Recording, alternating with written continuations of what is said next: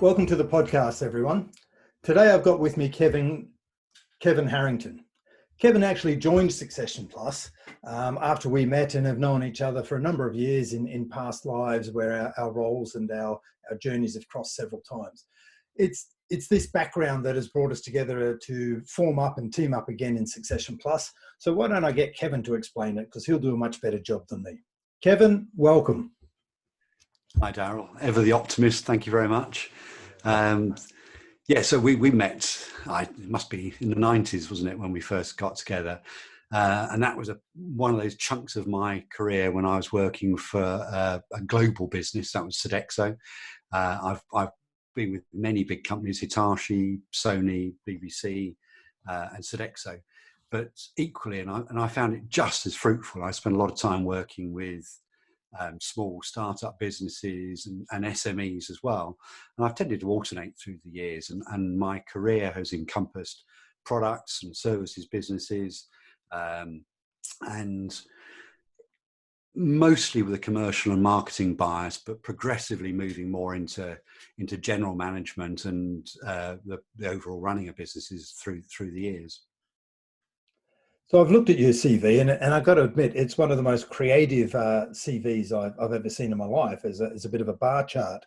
So I guess that's a tribute to your creative background and many of the roles you've had in the marketing and sales side of things. So what was it that attracted you to, pull all of your background and your work history together and focus that on helping owner-led businesses in the mid-market sector to get the most from their life's work? What is it that led you there?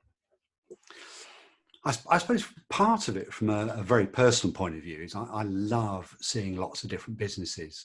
I think it's a fallacy to think you can learn a great deal in business by being with one firm, even if you have many different roles in that firm for a whole career. So to date, I've worked with many different businesses in many different environments, and at Succession Plus, that's what we're doing as well. And we're bringing that knowledge individually and collectively to bear. I think one of the interesting things, though, is if you work for a big multinational, it's not just where you put the decimal point that you get a difference. A big multinational can decide to have a strategy that says it's going to divest itself of a division, or it can acquire other businesses and merge and so forth. And they can do it fairly routinely. I mean, when I joined Sodexo, within months of me being there, we'd assimilated 3 businesses into ours, and really exciting times. But an SME isn't geared to do that. An SME, all too often, the business owner, the business leader, is up to their neck in running the business for a start. And they do. Why do they do that? Well, partly because they love it, which is why their businesses are successful. But they don't have the time, they don't have the vision and visibility of things to be able to start planning an exit. And for most of these business owners, their business represents many years of their life. And it's their pension. It's the most valuable thing they've got. It's their future. And it just seems criminal to me that so many business owners fail to maximize that benefit. And it's not particularly difficult to achieve success in those areas, but people need to know what to do. They need the advice, and they need to step back. And that's a really interesting journey. At the same time, a thing I enjoy is helping people grow businesses. So I suppose there's a little bit of a conflict there between saying how to grow a business and how to exit a business. But in my mind, they're often sitting in the same place.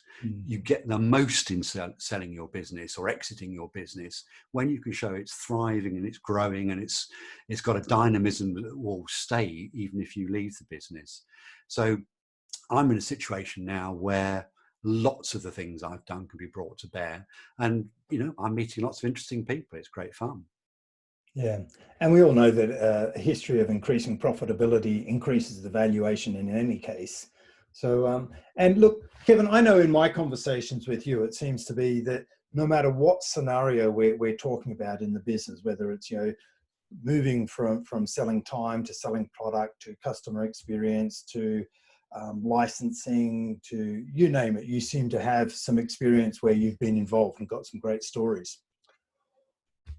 So with that background, what is it about, where do you see the angles or the crossover, if you like, of being involved in corporate world? And how do they, how does that experience, how can that benefit the owner-led sector and the mid-market that we're involved in at Succession Plus?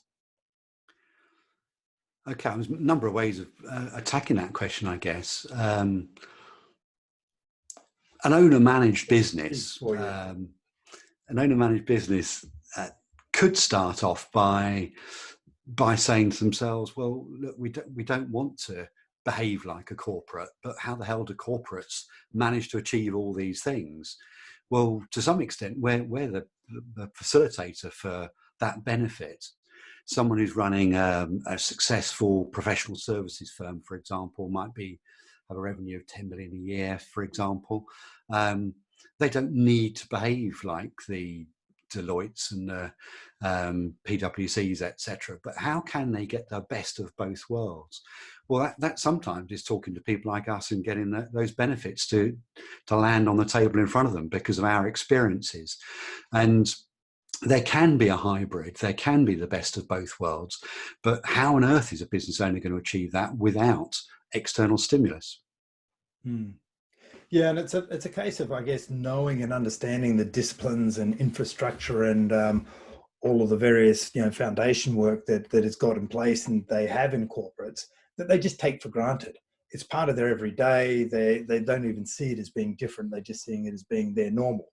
And applying some of that thinking to the SME is where I've seen value in the past, because they're just not aware of those things because they haven't been exposed before.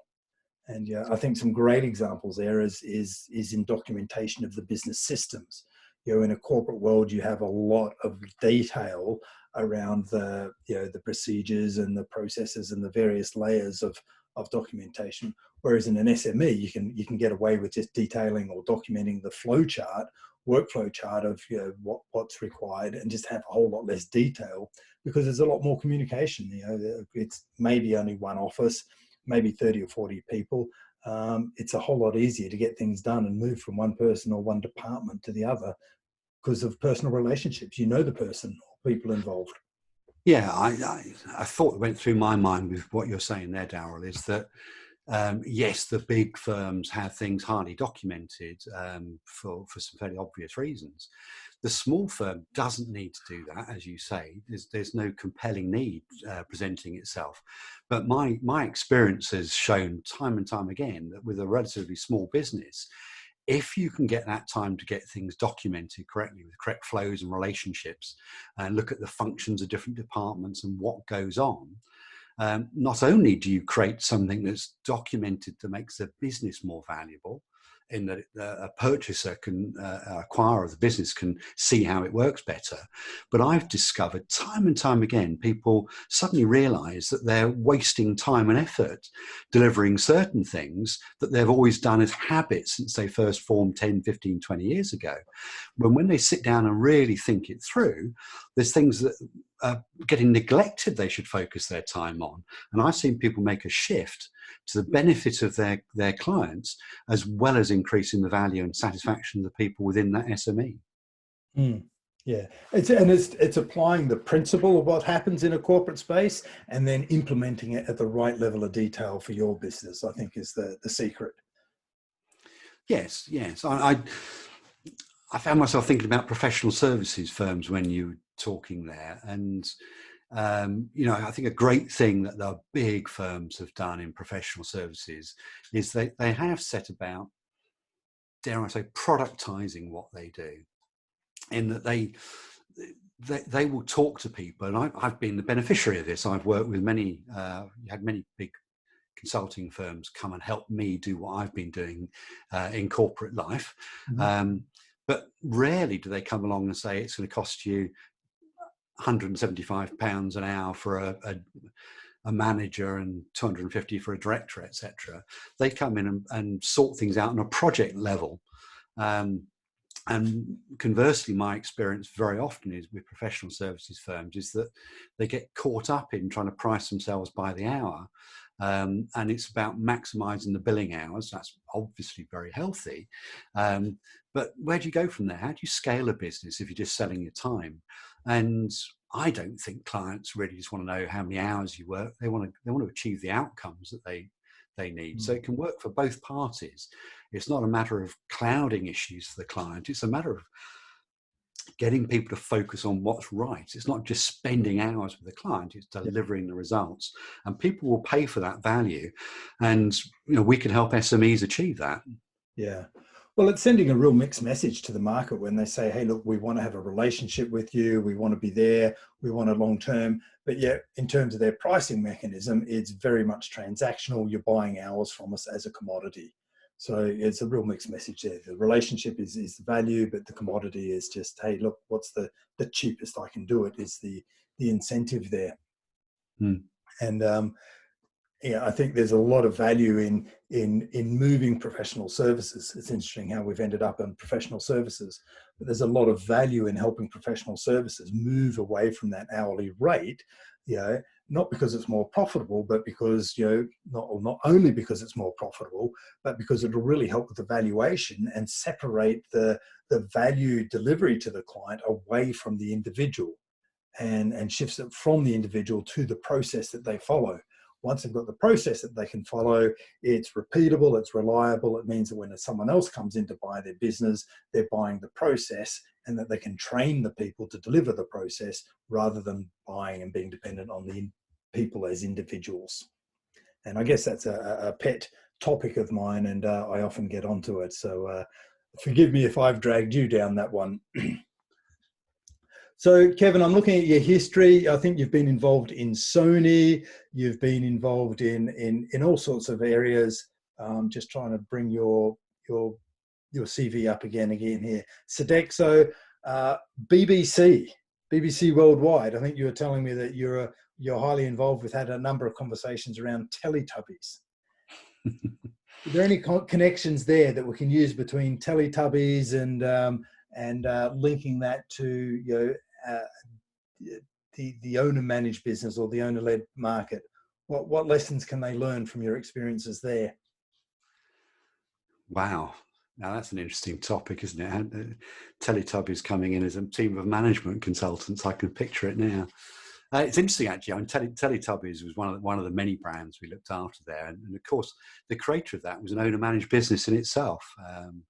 Anne Wood was the person that ran the business and created Teletubbies. And one of the reasons it was so successful and became a proper global brand and sold so well is that Anne took the view that she didn't know everything.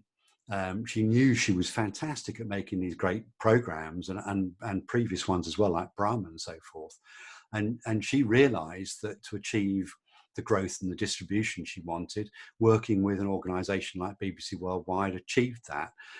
So rather than taking the view that she knew it all and probably not maximizing the sale and the distribution, we were able to inject money into the production of Teletubbies to allow more and more programs to be created.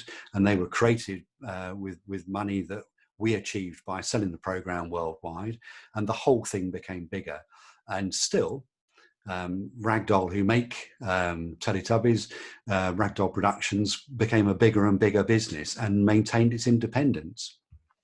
So I suppose the lesson out of it, rather bizarrely, I wasn't expecting you to pitch anything in that direction. I suppose the lesson is that if you're, for want of a better term, short-suited in something, in this case, distribution of money, you can still be enormously successful if you partner with people correctly on the right kind of terms. And her business became justifiably very successful, and all credit to Anne. So, Kevin, you've mentioned about business leaders, and I think yourself when you're in the GM and MD type roles of organisations yourselves, one of the things that you did regularly is bring in advice all the time. And so obviously provide advice for owner-led businesses. What is it that you think is where there's really value add in businesses bringing in succession planning expertise specifically? And why do you think that this is an area that they should be looking at rather than just trying to do it themselves? Okay. To answer that, I think we need to just roll back and look at how most of these great SMEs that are kind of the backbone of the British economy, how they got started. And no one said, "I'm really good at doing business exits. I'm going to start a business, and then start doing an engineering business or whatever." I've done a lot of work in the music industry over the years. Partly commercially and partly out of personal interests. And you have just imagine a situation where you have a great musician. They play beautiful music. What on earth makes us think they're going to be any good at sales or marketing just because they're a great musician? And we have the same thing in some of the clients we might talk to today and in the future, engineering business or professional services business. If they're a great accountant, if they're a great mechanical engineer, what makes them the person that's going to have the foresight to work out how to structure a business for an exit? Absolutely no reason at all. And the challenge on the way, I think, for these business owners and the musicians and the engineers and the accountants and so on, is how they can recognize what bits they need to be in charge of. I can recall right at the beginning of my professional career a situation where the owner was challenged. This is a business I was working in. The owner was challenged to get out the way because they were interfering in the day-to-day. And I'll give the man his due. He stepped aside and said, "Okay, crack on with it for a couple of weeks and we'll see what happens." And he ended up coming back into the business, absolutely convinced that he should no longer be part of the day-to-day. The business had grown into a situation where a different mindset was needed to run it. That particular owner stepped aside, but it still didn't make him an expert in how to exit a business. The tax planning, the positioning, the creating value and looking at a business with the perspective of an investor or a purchaser are things that most businesses have no great experience of. And if people do have experiences, very often they're bad experiences. So, if people want to exit their business, how about taking the relatively risk-free way of doing it by surrounding yourself with people that do know about it, that have seen it happen, and can coach people through that journey. The musician originally, when they started playing their instrument, had training, many of them.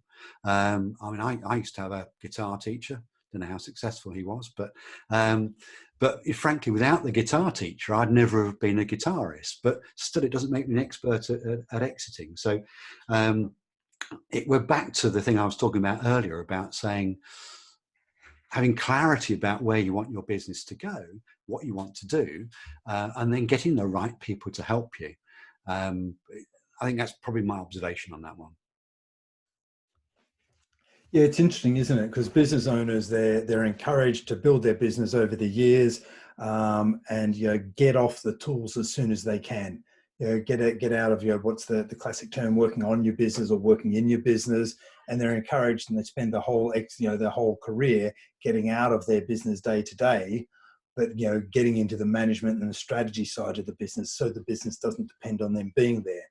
So perhaps they've built their whole career around that, and then strategy is something that needs to be done year in, year out, but exit planning is something that most of them only do once.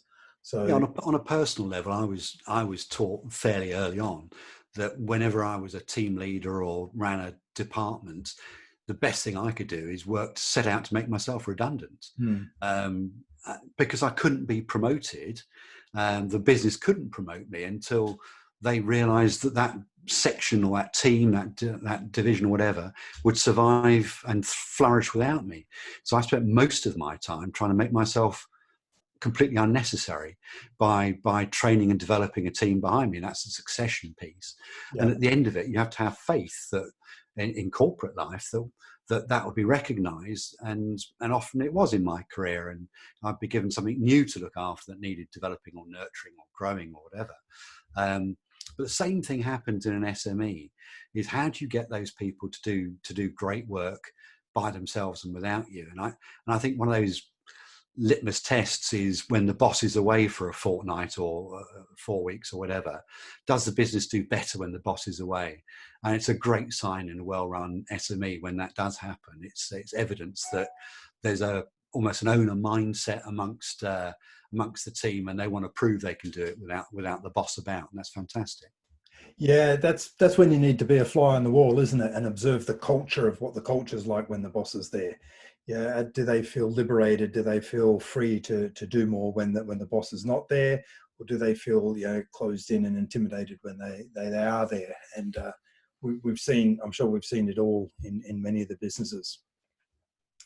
So, how long, in your experience, we're saying that businesses tend to only do an exit once. The businesses and the business owners who have built their business up over a lifetime, it represents their life's work. In your experience, how long does it take to do the planning and get them set up ready so that they could be exited when they're ready to exit on their terms? Well, this is always the funny thing, isn't it? Is that as soon as people know that's what you do, is you help people with business exits, they say, "Oh, I don't need to start thinking about that now because I'm not going to leave for 5 years or whatever." And I suppose the reality is that most businesses exit in an uncontrolled manner. Most business owners, because of necessities which could be around old age, health, financial circumstances, whatever it might be, and the reverse of that is taking control. And my observation, and I would contend that you should run your business today as though you want to exit it or as though you want to sell it. And you should do that even if you've got no intention of selling it for 30 years. Because a business that is being run as though you want to sell it will be documented. It will have clean accounts that hasn't got the annual holiday with the family buried in the accounts and stuff. It'll be running clean accounts where a purchaser can't find any skeletons, so they can have confidence in the purchase price. It'll have documented relationships with clients, etc. And so you need that to sell the business. But what a great place to be in if you don't want to sell it, to have everything lined up. Your business is just more efficient. And I've seen people thinking about exiting, and actually when they tidy up how their business is working, their appetite for leaving sometimes decreases. Yeah, because they're finding that the joy of what they first started a business can still be refound. So when should people start looking? Well, you can do a distress sale of a business in days, can't you? But you'll achieve nothing. Really, though, a controlled exit probably requires between 2 and 3 years. I reckon closing the annual accounts twice is a minimum in that process to tidy up the accounts and so forth. And then there's getting succession planning in place and all those other great things. So it's 2 to 3 years, but you can never start too early. Yeah. And starting early doesn't cost you more money. It should make you even more money at the end of it. Planning it is about maximizing the value. It's interesting, isn't it? Like the sooner you begin, the better off you are, because a business that is exitable, what is it that the business literature states? Begin with the end in mind. I think that one's Stephen Covey's. If you begin and you know exactly what your exit plan is, then you'll put all the right systems in place because you're looking at the big picture. And if you've got systems and processes and governance in place, you're going to protect yourself from the unplanned exits, and everything will happen. That groundwork you've been laying will pan out as you had hoped. And B, you'll end up with a more profitable business and an easier business to run anyway. So I'm wondering, why you wouldn't do it earlier and the sooner rather than later. Yeah, I think this piece about thinking about the thinking of the end game right from the very beginning is interesting. And I used to work with a business that its sole focus on exiting was 2 things that we will be able to exit when we have a £5 million revenue and £1 million profit.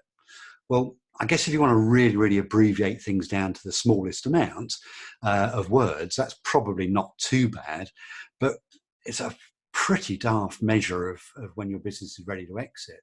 Because what's the quality of that £1 million profit? Most businesses can maximize a profit in 1 year. So it's the quality of the revenue. Are the customers going to stay and keep repeating? Are the product sets behind it packaged in a way that they're sustainable and going to reinvent themselves? Is the profit clean and sustainable? There's so many targets you need to really write down to run your business successfully and to exit your business successfully. And I think sometimes people try and oversimplify it. Yeah. And it's interesting when you've got that soul, that numbers outcome as your driving measures and your goals, it's no incentive for the people in the business. Here, come and join my business and help me drive it and help me increase the profit so I can get out and make more money. And I'll pay you an average salary. Like, people want to be part of something, in my experience. They want to be part of something bigger than themselves. And I believe they also crave good leadership. If they want to be part of something, it means they want to follow something and go on that journey with a good leader. And good leadership is not about just purely profit focused. Profit needs to be there, and you need to keep an eye on the profit, but it can't be the first thing. It's got to be the last thing. Yeah. And, that brings to mind the different exit choices people have. There can be the distress sale, there can be the kind of the fade away. People can step up their business and grow it really efficiently to maximize value, or they can do kind of a step down over time as well. And of course, in the step down over time piece, which we haven't talked about at all, haven't really had time today to talk about, but it's around employee share ownership. Too often people are unaware of the flexibility it will give them as a business owner. Eventually people are, all going to exit their business, but they have a choice on how they can do it. They can leave behind a legacy for those people that they've worked with for a couple of decades and let them carry on having their income and a business interest. And they can do it on a gradual basis where lots of risk is taken out of the process, and there's substantial tax benefits around it. And for people that really care about their teams, I would say it's pretty much essential that due consideration should be given to employee share ownership or employee ownership trusts or whatever. It doesn't necessarily have to be the thing you do, but if you don't consider it, it's verging on criminal. Yeah, there's such a powerful way to get everyone aligned and pointed in the same direction and working and being incentivized or motivated by the same things. It's the best tool out there that I've seen.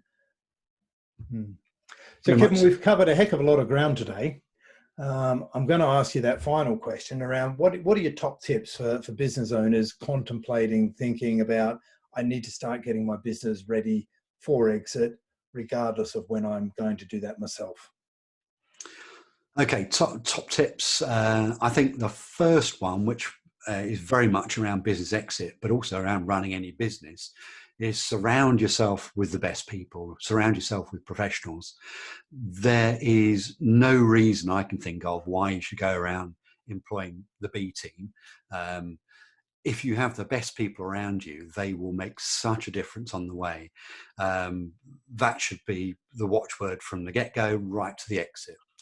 Second thing I'd say is get great advisors. And be sure they're the advisors you can work with and sit alongside for that 2-3 year business exit, because there's going to be lots to do. But be prepared, because those great advisors are going to need the full information to better help you. And most people are getting information and advice from their mate down the pub who don't have the full picture. A proper business exit advisor is going to need to know a lot about what's going on. So you can be prepared to have great advisors and be open with them. And the final thing is work on this concept of stepping out of the business, stepping away from it and making sure your business, it can stand on its own 2 feet without you there every day. Because if you don't get to that point, your business could become unsaleable if you're an essential component right up to the exit point. Yeah. Brilliant. Thanks for those tips. It's as much about getting the business ready as it is getting the owners ready for exit. And they're 2 separate pieces, but both need to happen as part of that transitional process. Top tips. Thank you, Kevin Harrington. Thanks very much, Darryl. Look forward to the next time we do this.